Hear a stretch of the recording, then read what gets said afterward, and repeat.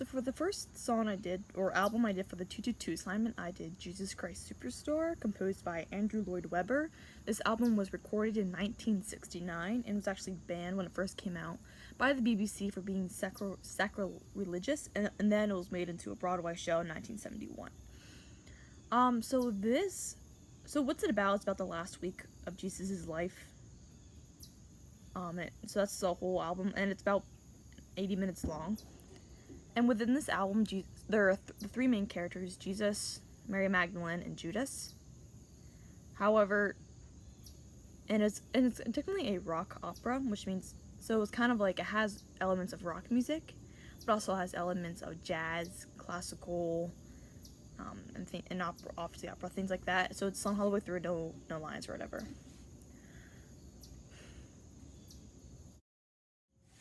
So I'm gonna talk about like a few people. So within this album, Jesus, portrayed as a confused person. You know, he's doubtful of God. He knows, like, he wants to help people. He wants to, like, you know, he kind of knows he's the son of God, but yet sometimes he's not so sure of God, that God's not what he's doing, and like he doesn't always put his trust in God. And, you know, this is seen through kind of a bit. I mean, there's a song where he prays to God, and he talks about how he doesn't want to die on the cross. He doesn't want to, you know, he's scared. He doesn't want God to put him through that. Yet at the end, he kind of like realizes he can't escape God's will, and he succumbs to it. And then another interesting part is on the cross. In the Gospels, it often talks about, you know, in the Gospels at the end, before Jesus dies, there's a few different variations to what he says, but in Mark he says, my God, why have you forsaken me? And kind of like, in the rest of them, he kind of says, my God, why have you forgotten me? So the album did choose for Jesus to say, my God, why have you forgotten me? Which is, you know, it's different from forsaken, but forgotten really sums up like Jesus' character. He doesn't always feel God is with him. So it shows that, you know, he has doubts just like anybody else. By God, he believes in him, yet he's not always sure. And I think that's a really profound statement that this album says, because a lot of people, like, I don't think everybody or anyone at every single moment of their life, if they're religious, has always had faith in God, even though they believe in him. So that's kind of like what Jesus is. So a lot of people can relate to that. A lot of people, you know, can see, you know, Jesus also doubts, yet he's the Son of God. So, you know, it's kind of saying it's okay to have doubts, but you need to, but it's also like a warning to trust in God, because God always knows what he's doing, and he's got your back. And then that brings us to Judas. So Judas is also, again, he doesn't believe in so much the God part. He doesn't. He believes, well, he kind of does, but he believes a lot more in Jesus. He believes Jesus is just a man, and yet he believes he's great. But in the beginning, right off the bat, he has a lot of concerns about what Jesus' method and bringing, you know, trying to heal people from poverty. You know, he thinks that Jesus is going the wrong direction. He doesn't, especially when he associates with Mary Magdalene, who was a former prostitute. He thinks that Jesus shouldn't be doing that because it looks bad on his image, and that's not the best way to get his message across. He also is concerned with the Romans cracking down on them, because Jesus is having a lot of large crowds attract to them, so they're getting loud, and Judas is scared of that. But Judas feels that Jesus is not listening to him. He feels unheard, forgotten. And so later, this a lot of hurt and anger and confusion fuels his drive to tell on Jesus to the Roman police and turn him in. And so, unlike the Bible, he doesn't do it for the money. He does take the money because he's going to use it for charity, although it never shows that he does. So, you know, that's also that's interpretable. But he's really conflicted about turning them in and taking the money. So it shows that he loves Jesus, yet he's concerned about how he's putting people in danger, and he doesn't want people to get hurt.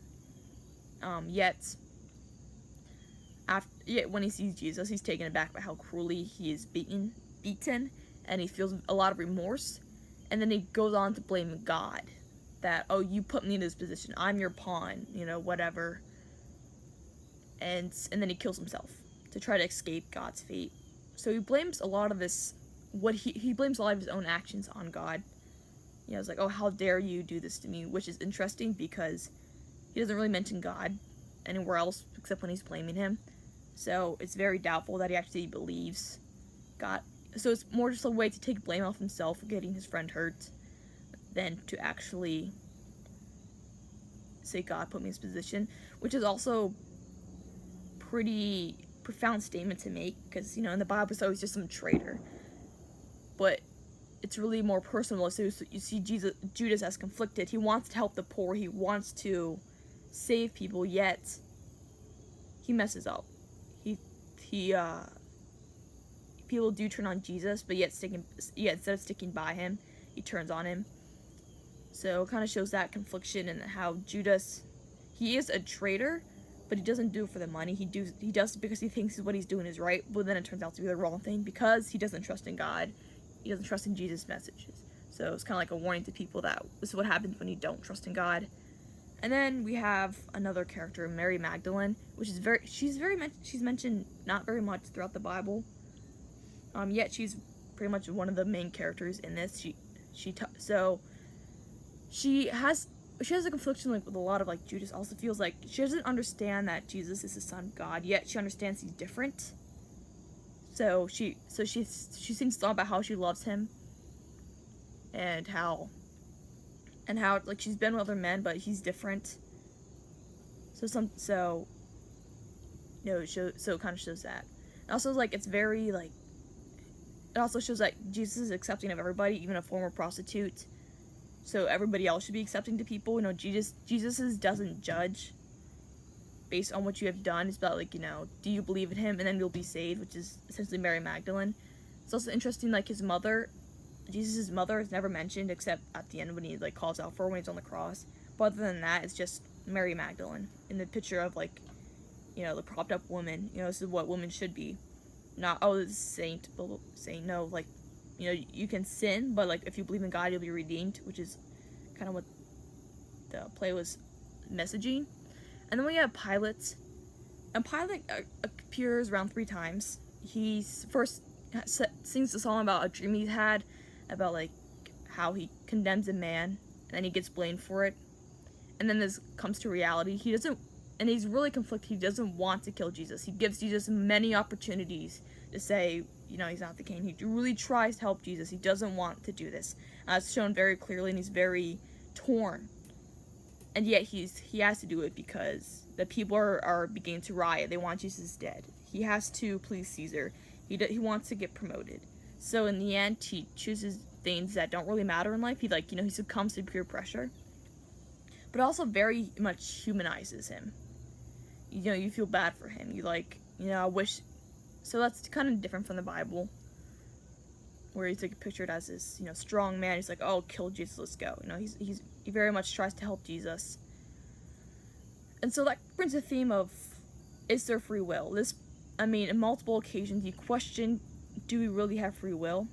I think this play really tries to, or this album really tries to like show that it's kind of like God already knows what you're doing. So you do have free will, you have choices to make, and you'll make the right choices if you believe in God. And so what happens is people didn't make the right choices and they blamed God for it, which you shouldn't do, because your choices are your choices alone, and you can look for God to help. But ultimately, it's your decision and your responsibility to make the right choices, not God to force you to make the right choices. So in that way, you really have to think about it: is God really giving us free will, or do we set our own fate by the choices we make, and we set the wrong fate when we don't believe in God? So I think the latter is what this is really trying to portray. And then, like, because this album is a lot of like a story, it uses different elements of music to convey the tension, the dramatic, and when people are sad and hurt, and it uses different elements. Like, it has jazz, it has rock, it has opera, it has classical music, all combined. Not even just within the album, within each different song. It's a lot. It very pushes it pushes the story forward. It conveys the emotions that you can't see. Also, I think you have to know, like, you know, like I said, every era has its own interpretation of the Bible, and this was, you could say this is our era, and like also the way it's portrayed and the way it's conveyed is through music, which is also very profound because a lot of people resonate with music, and so you don't have to be religious to like appreciate the album, but you can internalize it more. You can sing the songs with it, which you can, so you can like recite passages of the Bible, but you can a lot easily sing songs with it, sing along, and feel more involved within the story, like you're part of it, than just reading something. And I think that's, that's like the level it's operating on is through the music. He's pushing the story through the music. You feel it, you hear it. So for summary, this album connects to a lot of people. It tells a story that we all know well, but in a completely different way, and it gives you a new perspective on Jesus, Judas, and Mary Magdalene, and the disciples in general, and what really happened. No one knows, but like just our interpretation and how it relates to people today. Also, the social impact was great. A lot of people thought it was sacrilegious. Even today, people still think, it's not appropriate. So it shows that it's controversial, yet it impacts a lot of people greatly. So this album was great. I liked it a lot. And, so yeah, the art is telling Jesus in a way that makes him more human, more doubts, just like everybody else. So he's not like some other person. He's more one of us. So that's how like a lot of people can relate to it, if not like almost everybody. And you don't even have to be like religious to like it, because it just has really good music.